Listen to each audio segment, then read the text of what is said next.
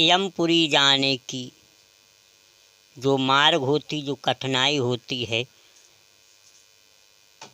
वो वर्णन सुना। सुखदेव जी महाराज राजा परीक्षित से कहते हैं, राजन, जो कर्म हम करते हैं, जैसे जैसे हम कर्म करते हैं, उनका फल हमें क्या मिलता है? राजन, यमपुरी जाने के 4 मार्ग हैं, 4 रास्ता हैं, जो पूरब, पश्चिम, उत्तर, दक्षिण में स्थित हैं। इनमें से दक्षिण मार्ग सबसे ज़्यादा पीड़ा देने वाला है। इसी मार्ग में बैतरणी नदी भी है।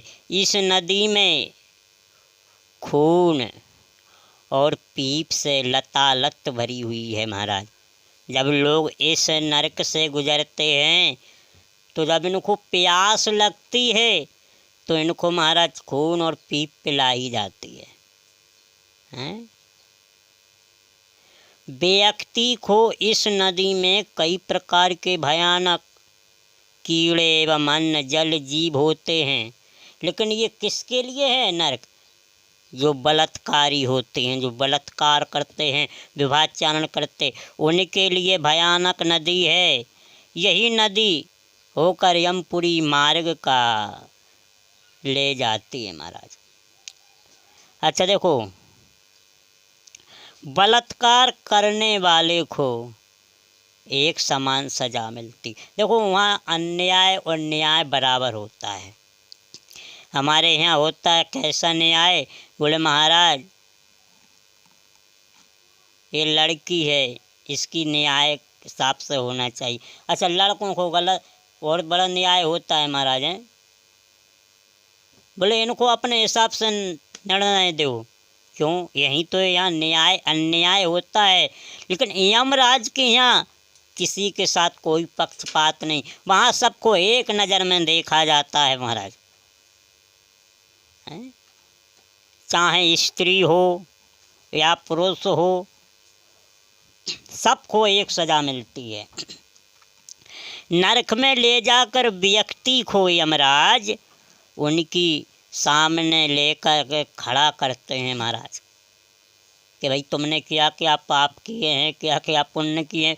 वहाँ भी एक डायरी नोट होती है, जिस डायरी में सब कुछ लिखा रहता है। जैसे हम लोग आजकल नहीं दूध का हिसाब लिख लेते हैं डायरी में, दुकान का खर्च लिख लेते हैं, फलाने से इतना लेना और फलाने को इतना देना है। लेकिन ताज्जुब की बात देखो आप, समझने योग्य बात है। दुकान में जो व्यक्ति पैसा उधार करता है तो देने वाला भूल जाता है, लेकिन लेने वाला कभी नहीं भूल सकता। आप रोडवेज में सफ़र कीजिए, ट्रेन में सफ़र कीजिए, हज़ारों जनताएं रहती हैं, लेकिन कंडक्टर 1-2 ही मिलें आपको। लेकिन कभी उनसे चूक नहीं होती, किराए किसी का नहीं छोड़ते, ना भूलते। यही उनकी है महाराज। नोट कर लेते हैं कौन कौन आया है, कौन कौन गया है, कौन उधार ले गया है, हैं? यमराज जी सबका नोट कर लेते हैं महाराज, ऊपर सज़ा निर्धारित करते हैं और उस व्यक्ति को तामाश्रित नरक में भेजा जाता है महाराज, जहाँ जाकर आत्माओं को कई वर्ष तक लोहे के लंबे तवा पर आत्मा को रखा जाता है।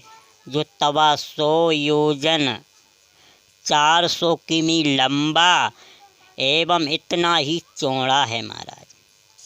इस तवे के नीचे अग्नि जलाई जाती है।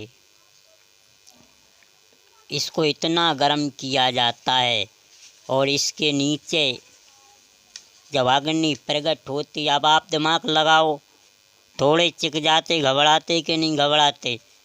यहाँ अग्नि है, 100 सूर्यों का किरण भी जब इस पर पड़ता है महाराज, और आत्मा को निर्वस्त्र छोड़ देता है। क्यों? क्योंकि जब ही तो तुमको मालूम पड़ेगा होता क्या है। सज़ा बहुत कठिन होती है महाराज।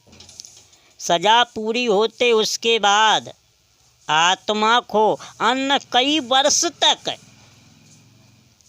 तप्त सुरमी नामक नरक में ले जाकर लोहे से बनाई हुई एवं अग्नि में गरम की हुई मूर्तियों से आत्मा को 100 वर्ष तक चिपकाया जाता है। अच्छा देखो, अगर बलात्कार स्त्री करती है तो उसे पुरुष की मूर्ति से चिपकाया जाता है, और अगर पुरुष करता है तो उसे स्त्री की मूर्ति से चिपकाया जाता है। आत्मा को कई वर्षों तक महाराज नरक की यातनाओं के बाद जब इनका जन्म पृथ्वी पर होता है तो इन्हें बैल व घोड़ा बनाकर पृथ्वी पर रहना पड़ता है। 84 तक योनियों को भोगना पड़ता है, फिर जाके मनुष्य जन्म मिलता है। 184 भटकते रहो। अच्छा, 84 लाख जो व्यक्ति भटकता हो जीव, अब उससे पूछिए महाराज क्या दुर्दशा हुई होगी है।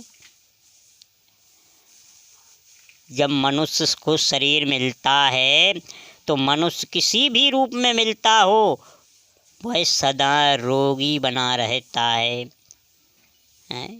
भगवान भी पाप कर्मों की सज़ा पूरी करने के बाद जो आत्माएं होती हैं शरीर में प्रवेश कराते हैं। जब माँ सब लोग जब पढ़ाते हैं बच्चों को तो जब आता नहीं उनको कुछ तब बहुत डांटा करते हैं, उनको सजा देते हैं। लेकिन जब वही बच्चा सब याद कर ले तो माँ सब उसको आगे बढ़ा देते हैं। ऐसा ही भगवान करते हैं। पापात्मा जितने भी कर्म कर ले, जीव जितने भी कर्म कर ले, जब ये शुद्ध हो जाता है भगवान समझ लेते हैं कि इसकी आत्मा शुद्ध हो गई है तो परमात्मा इसको पृथ्वी पर जन्म दे देते हैं महाराज। लेकिन देखो, मनुष्य सदा कर्मों द्वारा मुक्ति पाने का मौका प्रदान करते हैं, लेकिन जिन पाप कर्मों की सज़ा भुगत कर व्यक्ति शरीर प्राप्त करके आता है तो उसके शरीर में महाराज चिन्ह होते हैं। अच्छा देखो, हम ये एक बात और बताते हैं आपको कि जो व्यक्ति जो सज़ा पाकर आया है, जिस कारण से जन्म लिया है, तो वह क्या बनता है। गोस्वामी जी ने एक चौपाई लिखी है, क्या? बड़े भाग मानस तन पावा, सुर दुर्लभ सद ग्रंथन गावा, साधन मोक्ष धाम कर द्वारा, पाही जेहि परलोक संभारा।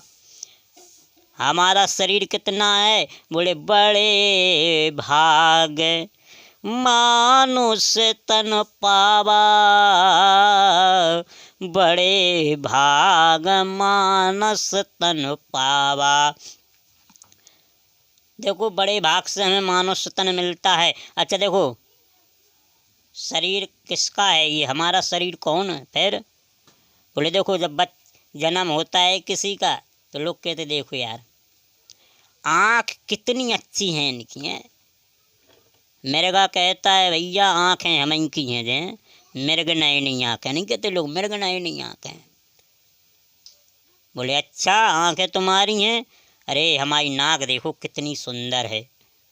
ऊपर से तोता चिल्लाया, अरे भैया नाक भी हमारी यही है, टेंशन नहीं लो हैं।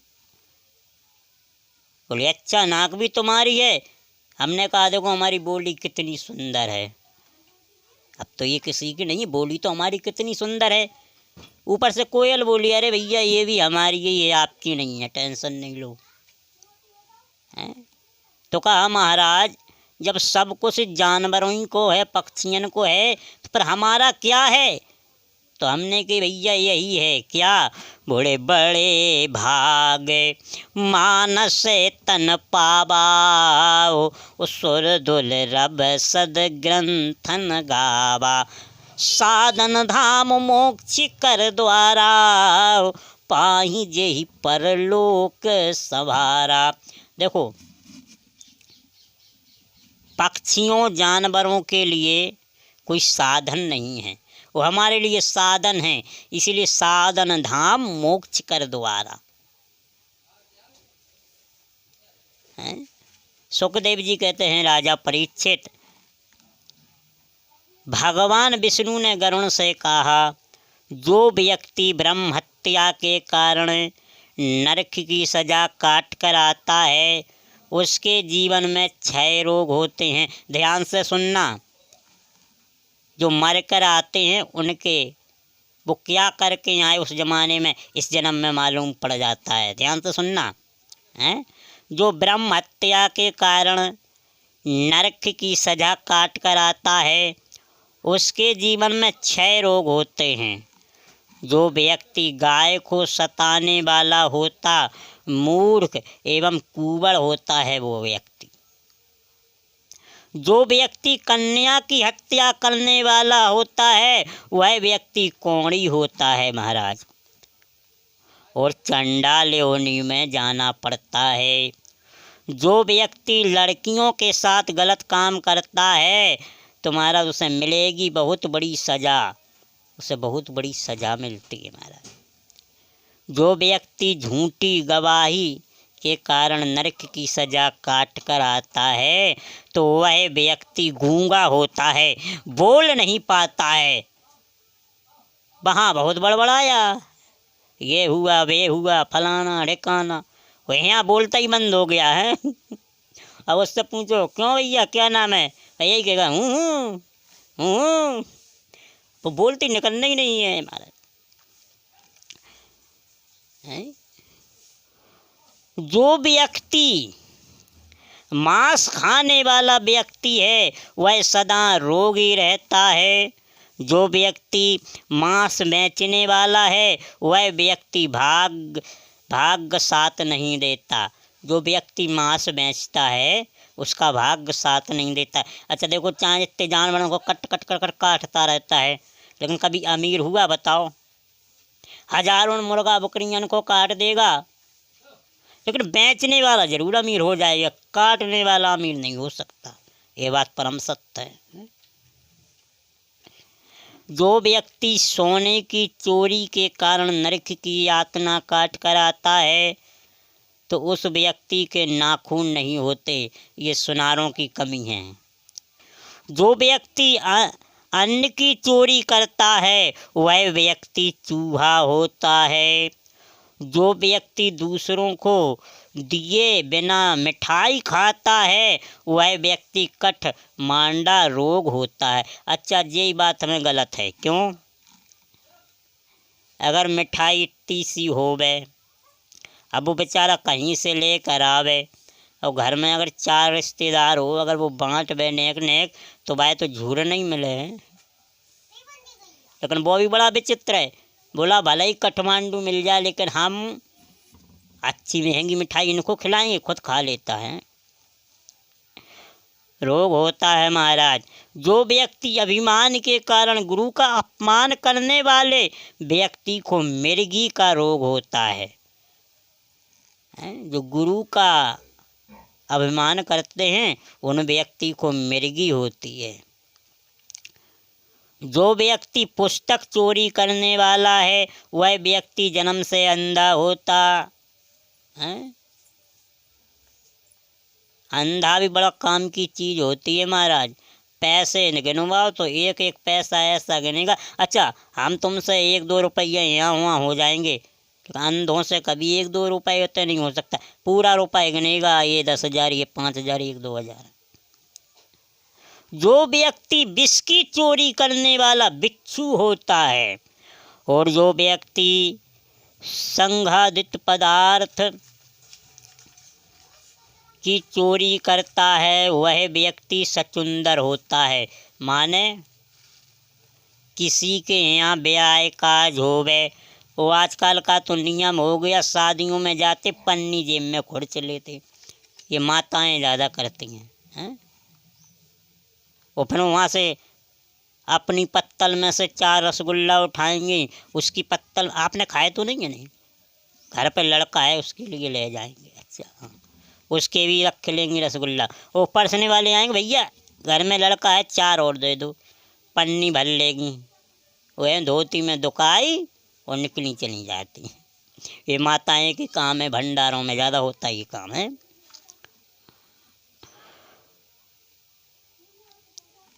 मनुष्य मरने से क्यों डरता है? जब मृत्यु निकट आ जाती है तो प्राणों से और मोह बढ़ जाता है।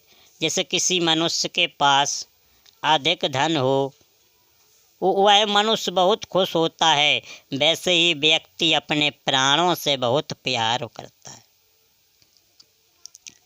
लेकिन यम के दूत व्यक्ति की एक नहीं सुनते हैं।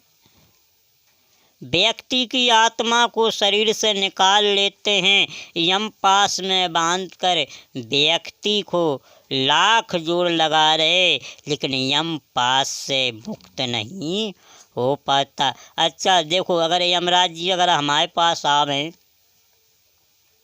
और आप पूछ में कि भैया आपका समय हो गया आप चलो, तो ईमानदारी से बताओ कोई ये कहेगा कि हम चलेंगे? वो तो यही कहेगा अभी 2 दिन और रुक जाओ, तो घर को खर्चा 5 नहीं है जो और बांट दें। फिर 2 दिन बाद हाँ भैया अब वो रिश्तेदार 10,000 रुपया ले गए, ब्याज नहीं दिया, जरा 2 दिन और रुक जाओ, उनका ब्याज ले लेने दो, हैं? कभी नहीं जाएंगे।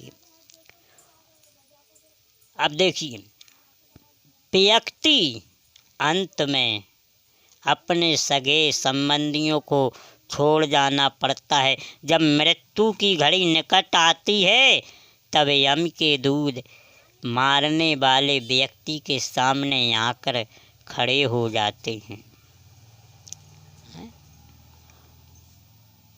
और जब यही देखकर ये घबराता है तो इसकी जबान बंद हो जाती है जीभ की। जब यमदूतों को देखता है तो घबराहट होती है महाराज, वो बोलती बंद हो जाती है, जबान लड़खड़ाने लगती है। लेकिन इसके मुँह से घर घर की आवाज़ जब ये व्यक्ति को बोलो महाराज तो घुर्र घुर्र सी आवाज़ निकलती है, क्योंकि जब यमदूत व्यक्ति के शरीर से प्राण खींचने लगते हैं तब व्यक्ति को अपने पूरे जीवन का पाप सामने दिखने लगता है। कितने पाप किए, अच्छा इसको पाप कैसे दिखते हैं ज़रा सोचो। पूरे जन्म के पाप इसे महाराज क्षण भर में दिख जाते हैं। कैसे दिख जाते हैं? जैसे टीवी पर चित्र दिखाते हैं, जैसे हम सब टीवी पर नाटक देखते हैं, सास ने बहू में थप्पड़ मारा, बहू ने सास में मार दिया है? और ससुर सामने खड़ा, हाँ मजा आ रही है और मारो और मारो। वैसे ही व्यक्ति के आँखों के सामने सारे पाप दिखते हैं। ये सभी पाप व्यक्ति की आत्मा से छुड़ जाते हैं। व्यक्ति के कर्मों को देखकर यमराज प्राणी के विषय में न्याय करते हैं। जो व्यक्ति जीवन में जितना पाप करते हैं, मनुष्य मरते समय उतना ही अधिक कष्ट सहना पड़ता है।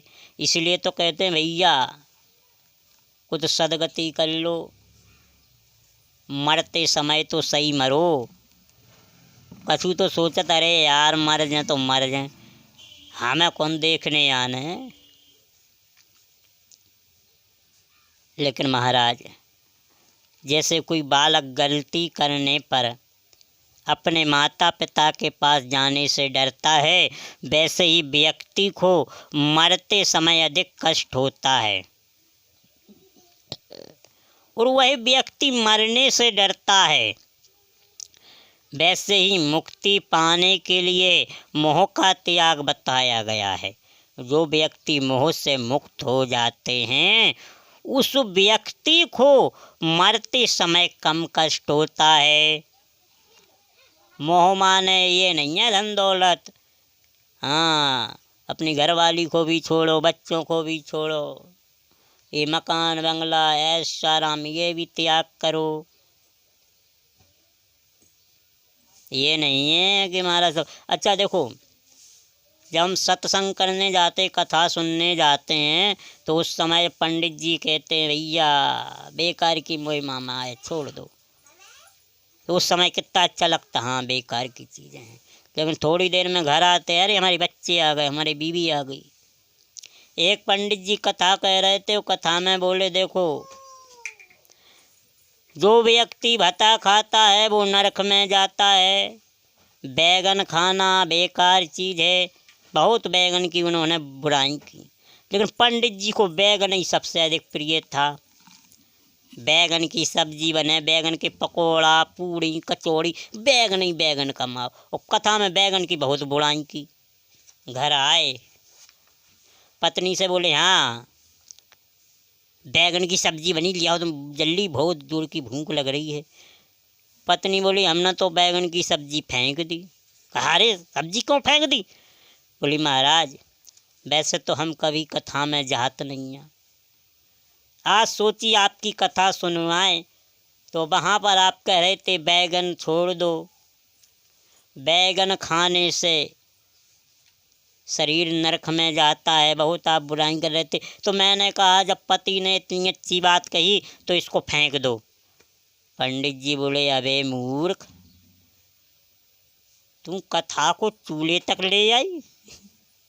अरे कथा की बात कथई तक हो, वे तो कहने पड़ती हैं, अगर कहेंगे नहीं तो लोग हमें पूछेंगे कैसे, बोलो हैं लो। अच्छा, व्यासगंज जी से पंडित जी बोलते हैं भैया माया छोड़ दो, धन दौलत छोड़ दो।